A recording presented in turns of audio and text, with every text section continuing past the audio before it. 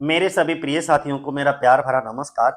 और आज की वीडियो में हम लोग डिस्कस करेंगे मुल्कराज आनंद की बायोग्राफी। तो चलो शुरुआत कर लेते हैं। सबसे पहले हम लोग चर्चा करेंगे कि मुल्कराज आनंद का जन्म कब हुआ था। तो इनका जन्म 12 दिसंबर 1905 को पेशावर इंडिया में हो गया था। नाउ इन पाकिस्तान, जो कि अब कहाँ है, पाकिस्तान में, लेकिन आजादी से पहले ये पेशावर भारत में ही था।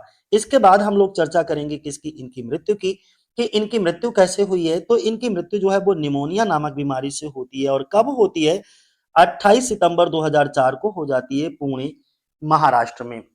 ठीक है, तो हम ये कह सकते हैं कि इनका जो निधन है वो 28 सितंबर 2004 को निमोनिया के कारण पुणे महाराष्ट्र में 98 98 वर्ष की आयु में, यानी कि काफी सालों तक ये जीवित रहे थे, 98 वर्ष तक। ठीक है, अब हम इनके माता पिता की बात करते हैं। तो पेरेंट्स में अगर हम चर्चा करें तो इनके पिता का नाम लालचंद और माता का नाम ईश्वर कौर था। यानी कि इनके जो पिता लालचंद थे वो एक ब्रिटिश भारतीय सेना में कॉपर स्मिथ का काम करते थे, और इनकी माता तो ईश्वर कौर है ही है। अब हम इनकी शिक्षा की चर्चा करेंगे कि इन्होंने कहां कहां से अपनी एजुकेशन को ग्रहण किया। तो सबसे पहले हम लोग बात करेंगे यूनिवर्सिटी ऑफ कैम्ब्रिज की, इसके बाद यूनिवर्सिटी कॉलेज लंदन, और लास्ट में खालसा कॉलेज अमृतसर। लेकिन शुरुआती शिक्षा पहले हम लोग जान लेते हैं।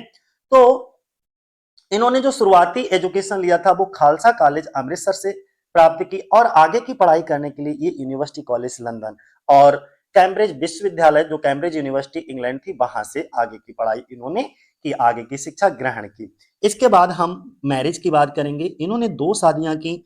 सबसे पहली जो शादी की थी वो 1938 में की थी कैथलीन बैन गेल्डर से, और बाद में अलग होने के पश्चात 1950 में ये दूसरी शादी करते हैं, और किससे करते हैं? श्रीन बजीवदार से। ठीक है, तो ये दोनों शादी ध्यान बनाए रखना। एक कैथलीन बिन गेल्डर को याद बनाए रखना, इनके साथ 1938 में, फिर 1950 में श्रीन बजीवदार से करते हैं। ऑक्यूपेशन की बात करें तो ये बहुत अच्छे नॉवलिस्ट हैं, शॉर्ट स्टोरी राइटर हैं और क्रिटिक हैं। मतलब ये हुआ कि मुल्कराज आनंद एक भारतीय उपन्यासकार हैं, लघु कथा लेखक हैं, निबंधकार हैं, पत्रकार हैं, संपादक हैं, कला समीक्षक, समाज सुधारक, बहुत सारे टाइटल इनको आप दे सकते हो। इसके बाद हम किसकी बात करेंगे? अवार्ड की बात करेंगे कि इनको कौन कौन से अवार्ड दिए गए। सबसे पहले हम लोग चर्चा करेंगे किसकी, 1952 में जो इनको अवार्ड दिया गया था, इंटरनेशनल पीस प्राइज, यानी कि अंतरराष्ट्रीय शांति पुरस्कार, ये 1952 में इनको प्राप्त किया, यानी कि दिया गया। इसके बाद अगर हम बात करें तो 1967 की बात कर लेंगे, यानी कि 1967 में पद्म भूषण इनको मिला है, और 1971 में साहित्य अकादमी अवार्ड। ये तीनों अवार्ड इनको आपको ध्यान बनाए रखना है। अगला पॉइंट हमारा क्या है कि आनंद was born in uh Hindu Kshatriya family. जो मुल्कराज आनंद थे उनका जन्म एक हिंदू क्षत्रिय परिवार में हुआ था। इनके पिता जो लालचंद थे, इनके पिता जो लालचंद थे वो क्या थे? एक कॉपर स्मिथ थे, और वो काम करते थे एक रेजिमेंटल हेड क्लर्क के रूप में in the British Indian army. मतलब उनके पिता लालचंद कॉपर स्मिथ का काम करते थे, और ब्रिटिश भारतीय सेना में रेजिमेंटल हेड क्लर्क के पद पर वो तैनात थे, कार्यरत थे। इसके अगला नेक्स्ट हमारा कौन सा है पॉइंट? अगले पॉइंट की अगर हम बात करें तो ही बेन टू खालसा कॉलेज अमृतसर। इसके बाद इन्होंने ज्वाइन किया खालसा कॉलेज को, जो कि अमृतसर में है, और इसके बाद ही यूनिवर्सिटी ऑफ पंजाब में पढ़ने के लिए गए थे, from where he graduated in 1924। वो कहते हैं खालसा कॉलेज में, जो कि अमृतसर में है, वहां पर अध्ययन किया, और बाद में ये पंजाब विश्वविद्यालय में 1924 में क्या करते हैं? स्नातक स्नातक यानी कि ग्रेजुएशन की उपाधि प्राप्त करते हैं। कॉलेज के दौरान वे 1921 का जो असहयोग आंदोलन था उसमें भी शामिल हुए थे। व्हाइल एट द कॉलेज, जब ये कॉलेज में थे, ही बिकेम इन्वॉल्व्ड, ये इन्वॉल्व हो गए थे in the non cooperation movement. Non cooperation movement क्या होता है? असहयोग आंदोलन। ठीक है, जो कि कब आया था? 1921 में, एंड वाज इम्प्रिजेंट, और इनको सजा हो गई, जेल हो गई थी, फॉर अ शॉर्ट व्हाइल, यानी कि और कुछ समय के लिए इनको जेल में भी रहना पड़ा, जाना पड़ा। किस कारण? क्योंकि इन्होंने असहयोग आंदोलन 1921 में शामिल हुए थे, और इसी की वजह से अंग्रेजों ने इन्हें कुछ समय के लिए जेल में डाल दिया था। इसके बाद हम लोग चर्चा करेंगे अगले पॉइंट की, और अगला पॉइंट हमारा क्या है दोस्त? नेक्स्ट पॉइंट है, at Khalsa college he fell in love with a Muslim girl. जब ये खालसा कॉलेज में ही पढ़ते थे तब इनको एक मुस्लिम लड़की से प्यार हो गया था, और उस मुस्लिम लड़की का नाम था Yasmin, who was unfortunately already married. लेकिन दुर्भाग्य से वो पहले से ही विवाहित थी।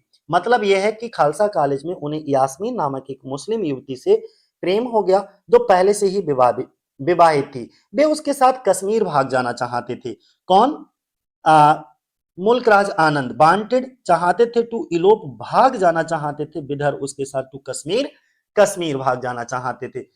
अब हुआ क्या, लेकिन ये बात मंजूर नहीं थी। नोइंग यास्मीन प्लान, अब यास्मीन का जो कश्मीर भाग जाने का प्लान था वो उसका हस्बैंड जान लेता है, और उसका हस्बैंड को जब ये बात पता चलती है तो वो क्या करता है, किल्ड, मार देता है।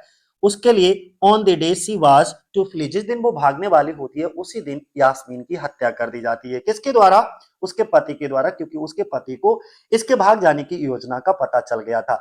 और इसके बाद this shock Anand all over, यानी कि इस घटना ने आनंद को गहरे तक, बहुत अंदर तक इनको झकझोर कर, अगला पॉइंट है हमारा, जरा ध्यान से समझो। He was also angered by the suicide of a relative who had been ostracized for sharing food with a Muslim.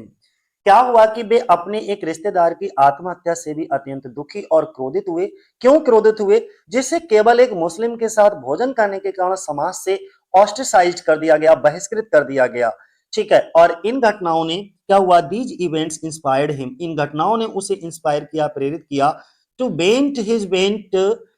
His frustration through words, मतलब इन घटनाओं ने उन्हें अपनी पीड़ा, अपने आक्रोश, अपने क्रोध को लेखन के माध्यम से व्यक्त करने की प्रेरणा दी। हर एक व्यक्ति जब फ्रस्ट्रेशन में होता है या कोई भी घटना उसको पसंद नहीं होती है तो वो किसी ना किसी माध्यम से उसको व्यक्त करता ही करता है। आगे दूसरा पॉइंट हमारा कौन सा है? अगला पॉइंट है, जरा ध्यान से समझो। इसमें बोला गया है कि thereafter he went to university college London on scholarship, he earned his PhD in 1929 under professor G G Dawes Hicks, ये नाम जरूर याद रखना, जी डॉज हिक्स। ठीक है, इनकी निर्देशन में इन्होंने जो है 1929 में उपाधि प्राप्त की थी। थोड़ा सा समझ लो इसको। इसके बाद वे छात्रवृत्ति पर यूनिवर्सिटी कॉलेज लंदन गए। वहां उन्होंने एक प्रोफेसर थे जिनका नाम था जी डॉज हिक्स, उनके निर्देशन में, डायरेक्शन में 1929 में पीएचडी की उपाधि प्राप्त की। अगला पॉइंट हमारा क्या है? अगला पॉइंट है दोस्तों, his writing career began in England where he used to publish short reviews in TS Eliot's magazine Criterion. उनके लेखन जीवन की जो राइटिंग कैरियर है उसकी शुरुआत इंग्लैंड से ही होती है, जहां पे टीएस इलियट की एक पत्रिका थी जिसका नाम था क्राइटेरियन। उसमें छोटी छोटी समीक्षाएं क्या करते थे, ये प्रकाशित करते थे शॉर्ट रिव्यू जो है वो पब्लिश करवाया करते थे क्राइटेरियन में, और इसी के साथ उन्होंने अपनी राइटिंग कैरियर की शुरुआत कर ली। इसके बाद हम लोग चर्चा करेंगे किसकी? During the 1930s and 1940s he was very active in politics. अब क्या होता है, 1930 और 1940 के दशक में वे राजनीति में बहुत ज्यादा सक्रिय रहे and spoke regularly at the meetings of India league which was founded by Krishna Menon. अब ये बात कही गई है कि कृष्ण मेनन थे उनके द्वारा एक स्थापित, जिसका नाम था इंडिया लीग। मैं अंडरलाइन कर देता हूं, ये जो इंडिया लीग है कहा गया, ये है इंडिया लीग है, वो किसके द्वारा फाउंड किया गया था, किसके द्वारा? कृष्ण मेनन के द्वारा। तो इनकी बैठकों में वो नियमित रूप से भाषण देते थे और उन बैठक को क्या करते थे, अटेंड भी करते थे, यानी कि मीटिंग्स में जाया भी करते थे। अगला नेक्स्ट पॉइंट अगर हम बात करें तो कौन सा है? Over this period he became acquainted with the likes of intellectuals such as, जैसे Bertrand Russell and Michael Foot, authors like Henry Miller and George Orwell. He was deeply influenced by M K Gandhi, यानी कि महात्मा गांधी। इसी दौरान उनका परिचय किससे होता है? बार्ट्रैंड रसेल से होता है। किससे होता है? अक्वाइंटेड का मतलब होता है परिचय होना। ठीक है, बहुत सारे इंटेलेक्चुअल्स थे, बौद्धिक व्यक्ति थे, सच है, जैसे बार्ट्रैंड रसेल की बात की है इन्होंने, माइकल फुट की बात की है, किसकी बात की है? माइकल फुट की बात की है। और किसकी बात करते हैं? जैसे बुद्धिजीवी बार्ट्रैंड रसेल और माइकल फुट जैसे बुद्धिजीवियों की, तथा हेनरी मिलर और जॉर्ज ओरेबल जैसे लेखकों से हुआ।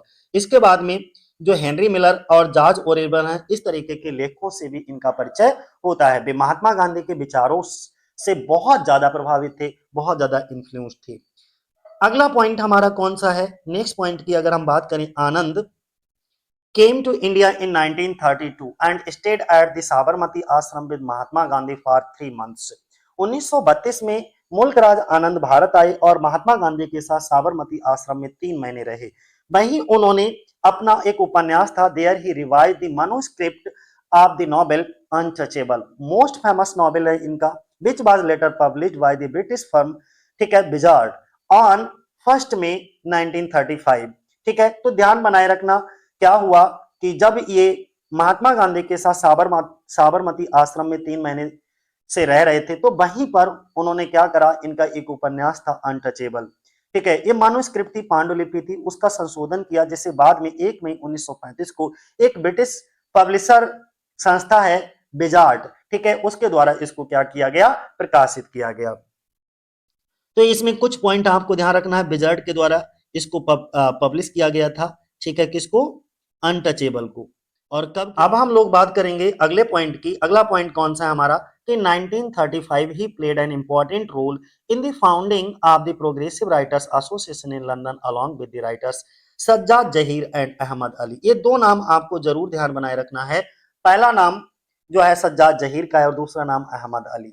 1935 में क्या करा, इन दोनों के साथ, यानी कि ये दोनों लेखकों के साथ मिलकर के लंदन में एक प्रोग्रेसिव राइटर्स एसोसिएशन की स्थापना करने में महत्वपूर्ण भूमिका निभाई। किसको, प्रोग्रेसिव राइटर्स एसोसिएशन की स्थापना करने में मुल्कराज आनंद ने बहुत महत्वपूर्ण भूमिका निभाई थी। ठीक है, अगला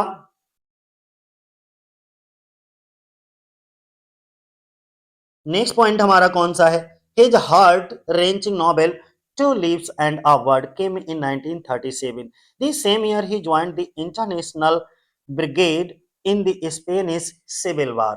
देखो, दो चीजें आपको ध्यान रखना है कि उनका एक हृदय विदारक रेंचिंग, ठीक है, नॉवेल था, मार्मिक नॉवेल कह सकते हो, उपन्यास Two Leaves and a Bird, जो कि आया था 1937 में।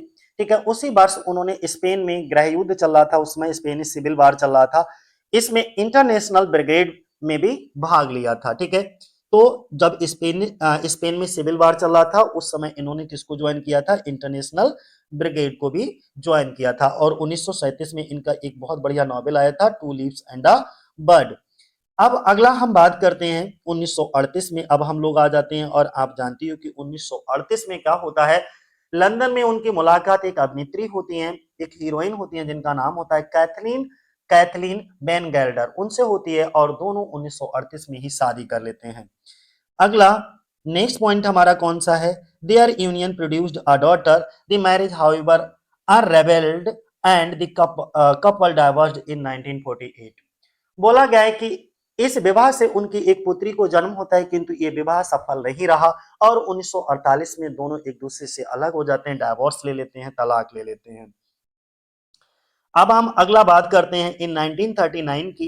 He began lecturing in literature and philosophy at London country council adult international school and the workers in educational association where he taught till 1942। बोला गया है कि 1939 में 1939 में उन्होंने क्या करा, एक London country council adult education school था, ये नाम याद बनाए रखना, ठीक है, London county council adult educational school, ठीक है, तथा वर्कर्स एजुकेशनल एसोसिएशन, एक और अंडरलाइन कर रहे हैं, वर्कर्स एजुकेशनल एसोसिएशन। ठीक है, इन दो जगहों पर साहित्य और दर्शन शास्त्र का अध्यापन शुरू किया, इसका लिटरेचर का और फिलॉसफी का अध्यापन शुरू किया, और यहां पर लगभग कितने दिन, लगभग 1942 तक इन जगहों पर उन्होंने पढ़ाया। तो ये सब चीजें आप कहीं पर नोट करते चलिए।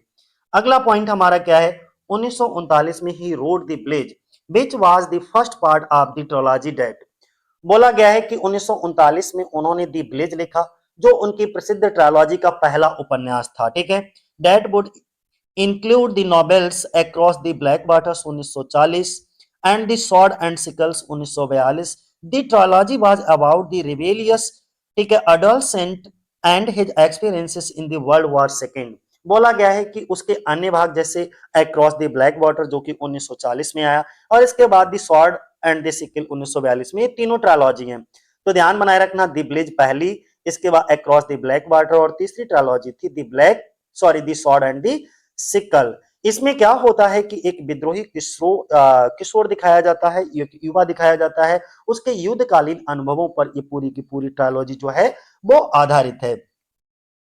अगला पॉइंट हमारा क्या है, बोला गया through out in 1930s and 1940 he divided his time between London and India. बोला गया 1930 और 1940 के दशक में उन्होंने अपना समय लंदन और भारत के बीच बांटा। At both places he was involved in politics and was associated with the British Labour Party as well in the Indian National Congress। बोला गया है कि जब 1930 और 1940 के दशक में उन्होंने अपना समय लंदन और भारत के बीच बांटा, ये बात आपको समझ आ गई। दोनों ही स्थानों पर वे राजनीति में सक्रिय रहे, पॉलिटिक्स में वो दोनों जगहों पर थे, लंदन में भी और भारत में भी। जब ये लंदन में थे तो ब्रिटिश लेबर पार्टी और भारत में आए तो भारतीय राष्ट्रीय कांग्रेस से जुड़े रहे।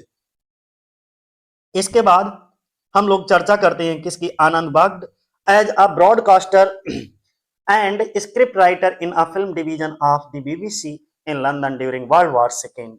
द्वितीय विश्व युद्ध जो हुआ था उसके दौरान उन्होंने लंदन में बीबीसी के फिल्म विभाग का प्रसारक यानी कि ब्रॉडकास्टर और स्क्रिप्ट राइटर यानी कि जो पटकथा लेखक होते हैं उनको स्क्रिप्ट राइटर बोला जाता है, तो इस रूप में भी मुल्क राज आनंद ने काम किया। इसके बाद 1946 ही रिटर्न टू इंडिया इन 1946, ये 1946 में भारत वापस आ गए, सेटल्ड इन बॉम्बे और बॉम्बे में ये सेटल हो गए।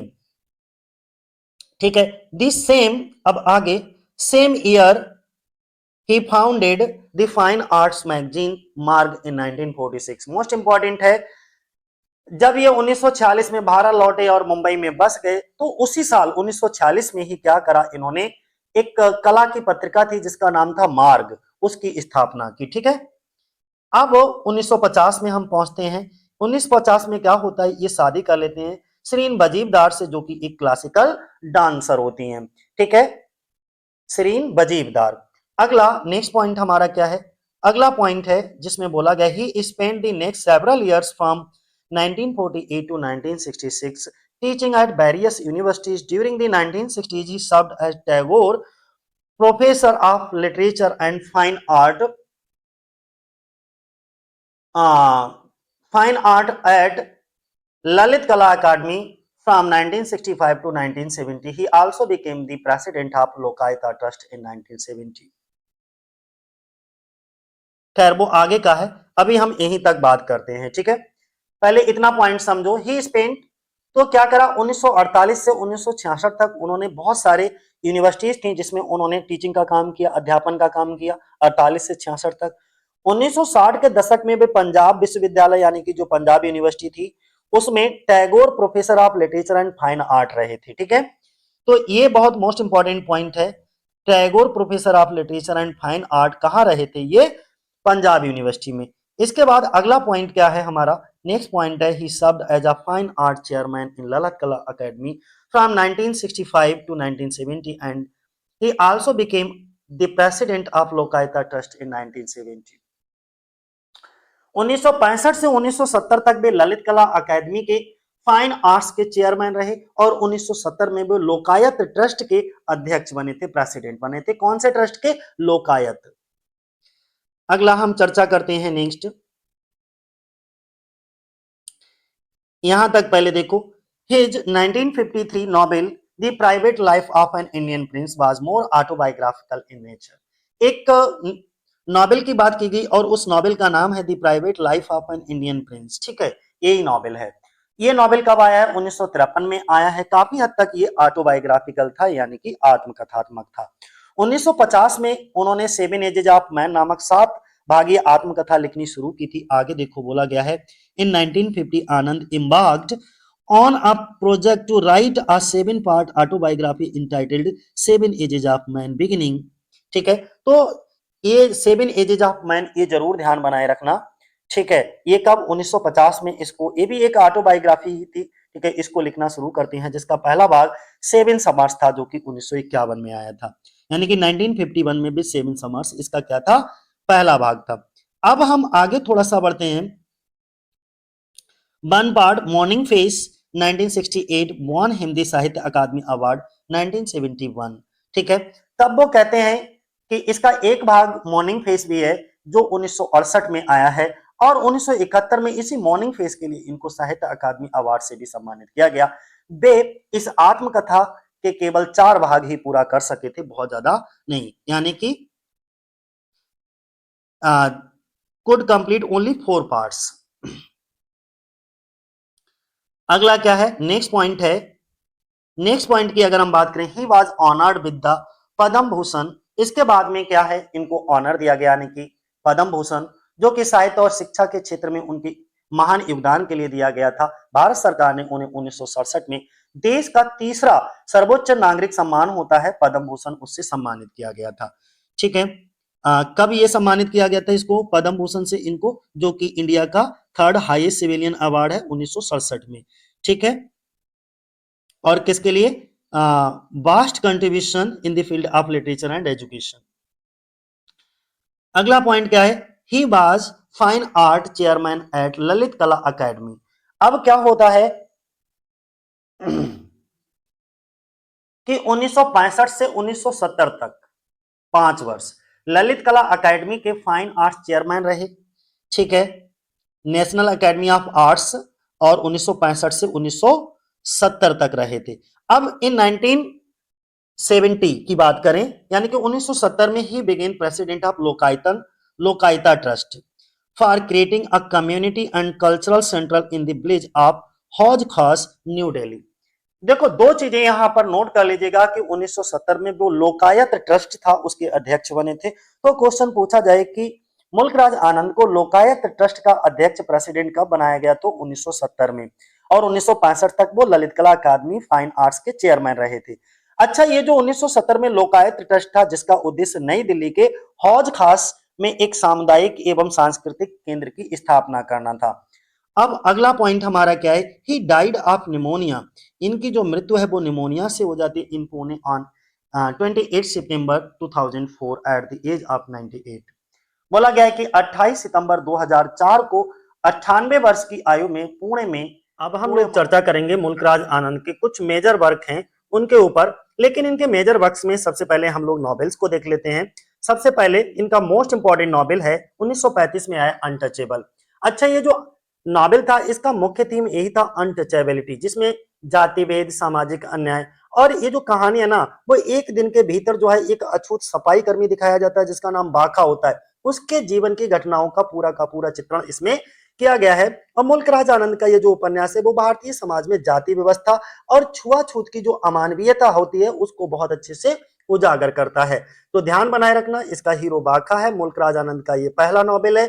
अनटचेबिलिटी या ह्यूमन डिग्निटी को बहुत ज्यादा इसमें बताया गया है और वनडे स्टोरी है। ठीक है, दूसरा हम बात करेंगे किसकी, 1936 में इनका एक कुली आया है जिसमें गरीबी, बाल श्रम, इन सब की बात कही गई है। और इस कहानी में एक गरीब बालक दिखाया जाता है मुन्नू नाम का, और मुन्नू नाम के जो गरीब बालक होता है उसी के पूरे संघर्षपूर्ण जीवन की कहानी बताई जाती है इसमें। ठीक है, अगला हमारा कौन सा है, 1937 में एक और आया, Two Leaves and a Bird. इसमें अंग्रेजी शासन द्वारा जो मजदूरों का शोषण किया जाता है इस पर आधारित पूरी की पूरी एक कहानी है। और इस कहानी में एक चाय के बागान का एक मजदूर होता है जिसका नाम होता है गंगू, उसकी दुखद कहानी इसमें दिखाई जाती है। जिसमें एक, ये जो उपन्यास होता है ना, इसमें क्या होता है कि एक ब्रिटिश प्लांटेशन व्यवस्था की क्रूरता और जो श्रमिक होते हैं उनकी पीड़ा को दर्शाया गया है बहुत अच्छे से।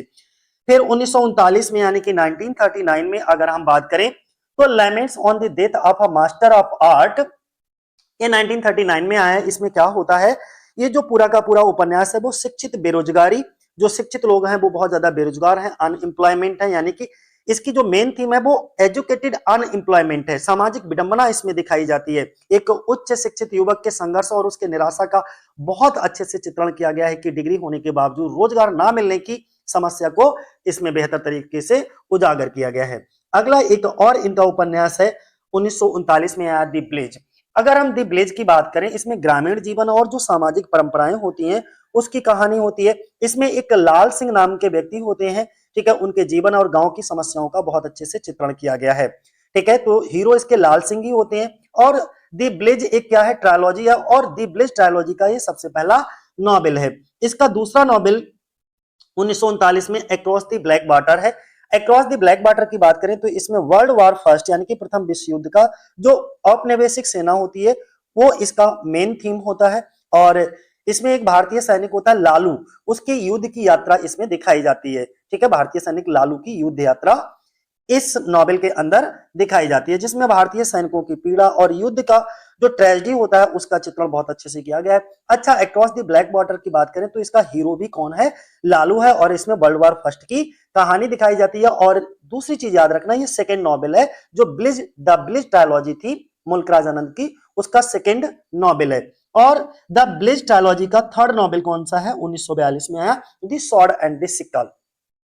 इसमें किसान आंदोलन, समाजवाद और स्वतंत्रता का संघर्ष दिखाया जाता है। इसमें भी, इस कहानी में भी लाल सिंह के राजनीतिक और सामाजिक जीवन का विकास दिखाया गया है, जिसमें किसानों के अधिकार और सामाजिक परिवर्तन की आवश्यकता को दर्शाया गया है। ठीक है, और ये द ब्लिज ट्रायलॉजी का थर्ड नॉवेल है। ठीक है, अगला हम बात करते हैं किसकी, 1945 में दी बिग हार्ट की बात करते हैं, जिसमें औद्योगिकीकरण यानी कि इंडस्ट्रियलाइजेशन और मजदूर जीवन की बात करी गई है, जिसमें पारंपरिक कारीगर और मशीनों के बीच का संघर्ष दिखाया गया है कि क्या बताया गया कि जो आधुनिक उद्योगों के कारण जो कारीगर होते हैं उनके जीवन में किस तरीके का परिवर्तन आया है, उसका चित्रण इस नॉवेल के अंदर दिखाया गया है। 1953 में बात करें तो the private life of an Indian prince, ये 1953 में आया, जिसमें रियासती, जो रियासतें होती थी पहले छोटी छोटी, उनका पतन दिखाया गया, सत्ता और व्यक्तिगत जीवन इसका कह सकते हो। जिसमें क्या होता है, ये जो कहानी अगर आपने पढ़ी होगी तो मैं बताता हूं, इसमें एक भारतीय राजकुमार के निजी जीवन और स्वतंत्रता के बाद के परिवर्तनों का बहुत अच्छे से चित्रण किया गया है, क्योंकि भारतीय रियासतों के अंत और बदलते सामाजिक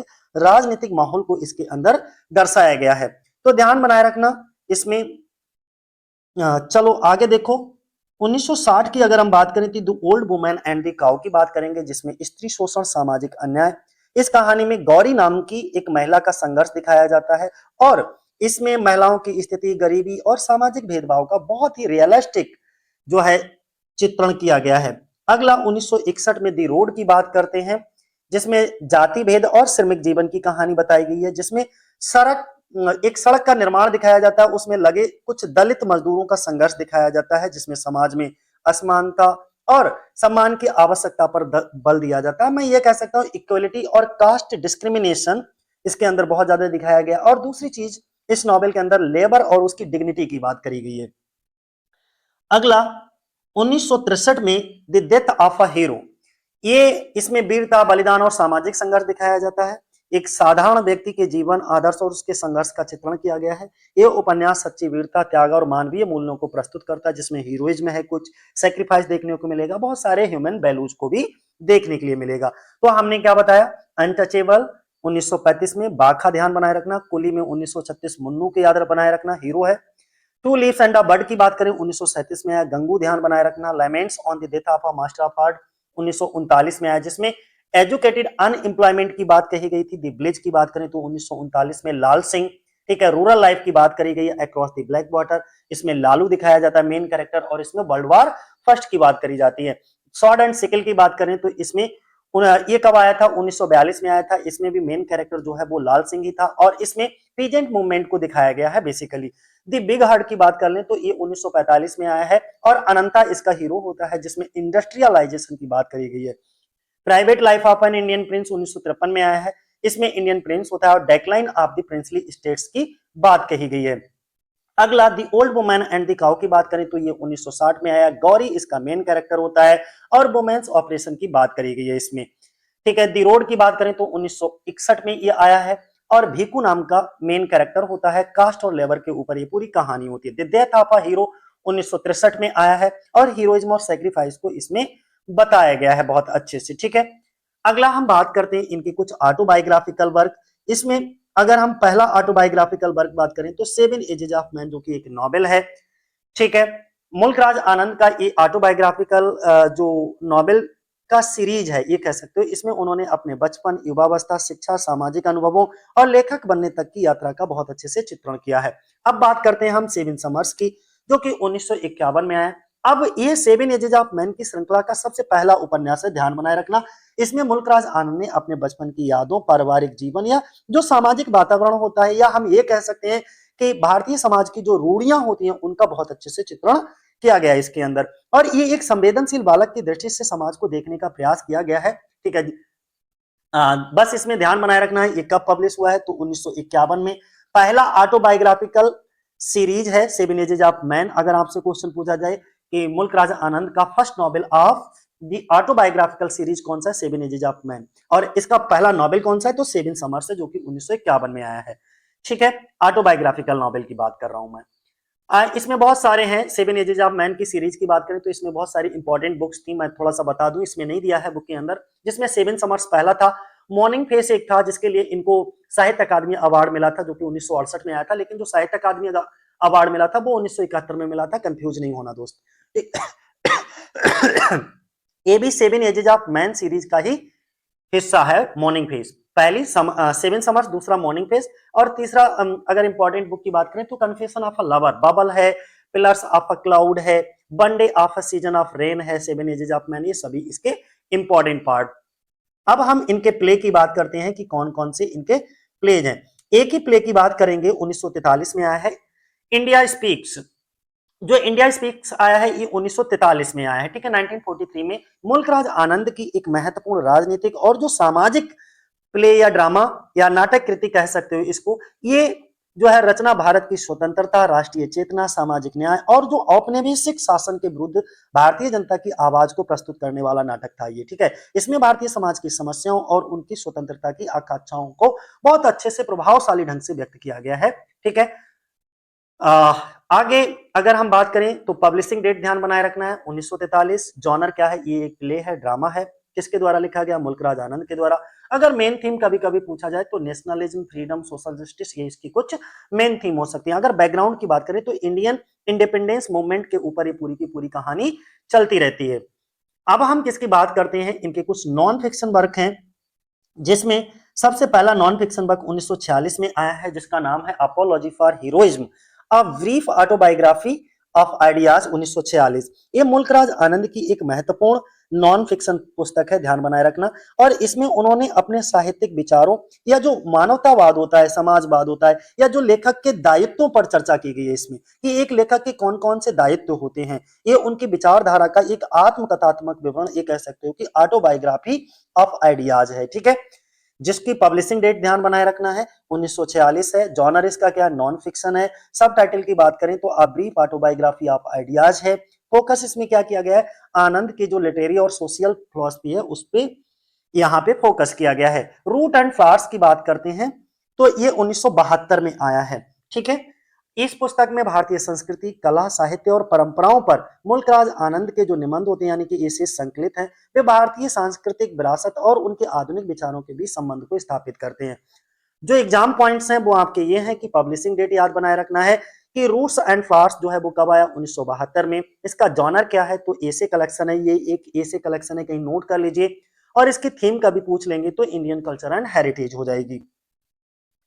अगला 1981 में अगर हम बात करते हैं तो कन्वर्सेशंस इन ब्लूम्सबरी 1981 में आया है। इस पुस्तक में ब्लूम्सबरी ग्रुप से जितने जुड़े साहित्यकार थे, कलाकार थे, या जो भी हमारे बुद्धिजीवी थे, उनके साथ मुल्कराज आनंद के अनुभव और उनके जो डायलॉग्स थे यानी कि संवाद थे, उनका वर्णन इस पुस्तक के अंदर किया गया है। तो ये ब्लूम्सबरी ग्रुप पर आधारित है, ठीक है। इसमें साहित्यिक विचार, कला, संस्कृति, संस्मरण, ये सब बात की गई है। लेकिन एग्जाम पॉइंट क्या याद रखना है कि पब्लिश डेट 1981। जॉनर क्या? ये एक मेमोर है, मेमोर या एक कह सकते हो कि लिटरेरी एसे है, ठीक है। और फोकस किस में किया गया है? तो ब्लूम्सबरी जो इंटेलेक्चुअल सर्किल था उनका, ब्लूम्सबरी का, उन लोगों के विचारों पर फोकस किया गया है।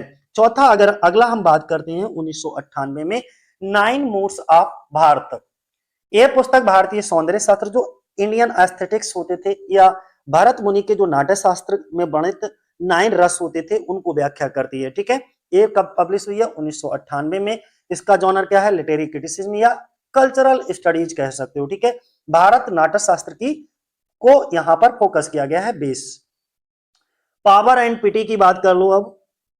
अगला क्या है? 2001 में पावर एंड पिटी। यह पुस्तक समाज, राजनीति, संस्कृति और मानव जीवन से जुड़े विषयों पर मुल्कराज आनंद के विचारों का संग्रह है। इसमें शक्ति यानी कि पावर, करुणा यानी कि पिटी के बीच संतुलन पर बल दिया गया है, ठीक है। पब्लिशिंग ईयर इसकी 2001 है। जॉनर इसका नॉन फिक्शन या एसे है। थीम की बात करें तो इसमें सोसाइटी, पॉलिटिक्स या ह्यूमन वैल्यूज की बात कही गई है, ठीक है। अब हम किसकी चर्चा करते हैं? कुछ मिसलेनियस इनकी राइटिंग्स हैं, कुछ मिसलेनियस राइटिंग्स हैं, जिसमें हम 1930 की मिसलेनियस राइटिंग पर्सियन पेंटिंग की बात करेंगे। यह पुस्तक जो है वो पर्सियन का मतलब होता है फारसी, और पेंटिंग का मतलब होता है चित्रकला, यानी कि इसकी बात करती है और इतिहास तथा सौंदर्य पर आधारित है। मुल्कराज आनंद ने इसमें फारसी चित्रकला की विशेषताओं और उनके सांस्कृतिक महत्व का बहुत ज्यादा वर्णन किया गया है। आपको याद रखना है कि इसका पब्लिशिंग डेट क्या है, 1930 है। जॉनर अर्लिस्ट पब्लिश्ड वर्क है, सबसे पहला शुरुआती पब्लिश वर्क है मुल्कराज आनंद का, ठीक है। पर्शियन आर्ट और पेंटिंग इसकी थीम रहेगी। इसके बाद अगला 1932 की बात करते हैं, curries and other Indian dishes. इसमें भारतीय जो व्यंजन होते हैं, ठीक है, या उसका जो पारंपरिक भोजन पर आधारित एक पुस्तक है इंडियन, और इसमें भारतीय भोजन की जो विविधता होती है, आप हर स्टेट में जाओगे हर स्टेट का भोजन अलग अलग है और सांस्कृतिक महत्व का इस पुस्तक के अंदर वर्णन किया गया है। अगला हिंदी व्यू ऑफ आर्ट जो कि 1933 में आया है। The Hindu view of art की अगर हम बात करें तो इस पुस्तक में भारतीय कला के हिंदू दृष्टिकोण की व्याख्या की गई, जिसमें धर्म दर्शन और कला के संबंध को बहुत अच्छे से बताया गया है। एग्जाम पॉइंट की बात करें तो publishing date 1933, theme Hindu philosophy of art बात करेंगे, और ये जो पुस्तक है वो रिलेटेड टू इंडियन एस्थेटिक्स से।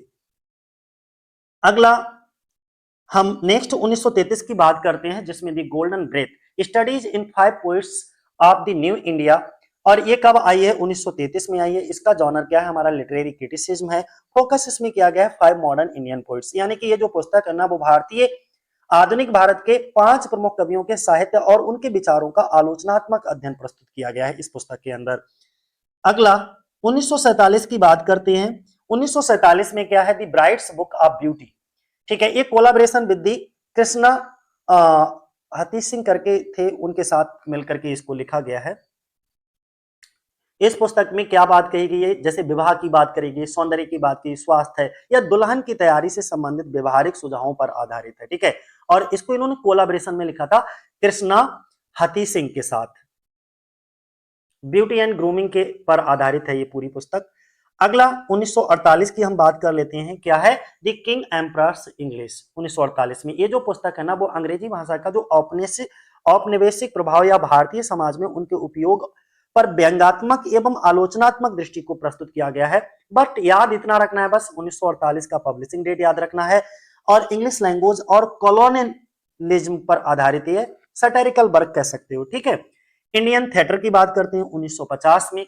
ये पुस्तक जो है वो भारतीय जो रंगमंच होते हैं इंडियन थिएटर के इतिहास, विकास और उनका सांस्कृतिक महत्व का अध्ययन प्रस्तुत करा गया है इस पुस्तक के अंदर।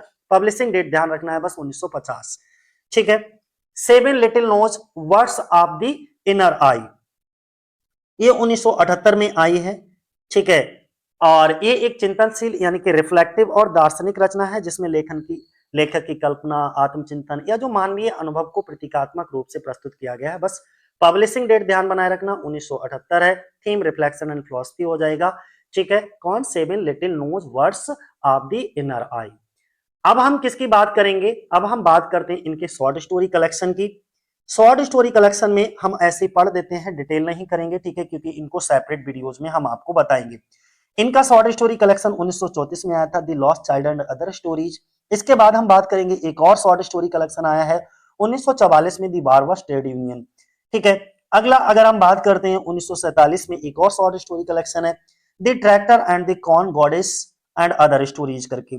अगला 1953 में reflections on the golden bed and other stories. इसके बाद 1959 में the power of darkness and other stories.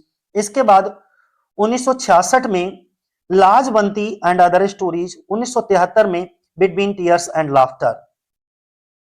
अगला नोट पॉइंट में कुछ आपको याद रखना, in addition of these Anand has retold old Indian tales in 2 collections.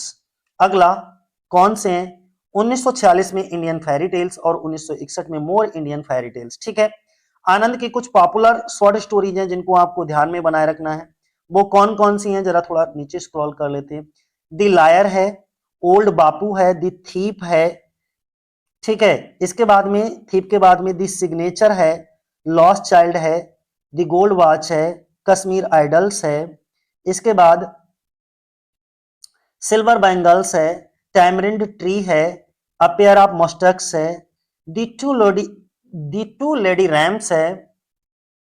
इसके बाद द प्राइस ऑफ बनानाज है, the parrot in the cage है, the cobbler and the machine, ये इनके क्या है, कुछ इंपॉर्टेंट शॉर्ट स्टोरीज थी जिनको आपको पढ़ना है। तो आज जितना बायोग्राफी में, जिससे बहुत लंबा ना हो, ठीक है। तो ये मुल्क राज आनंद की पूरी बायोग्राफी थी। अगली बायोग्राफी हम आपको जल्दी ही कल या परसों में अपलोड कर देंगे, ठीक है। आज के लिए इतना ही। जय हिंद, जय भारत।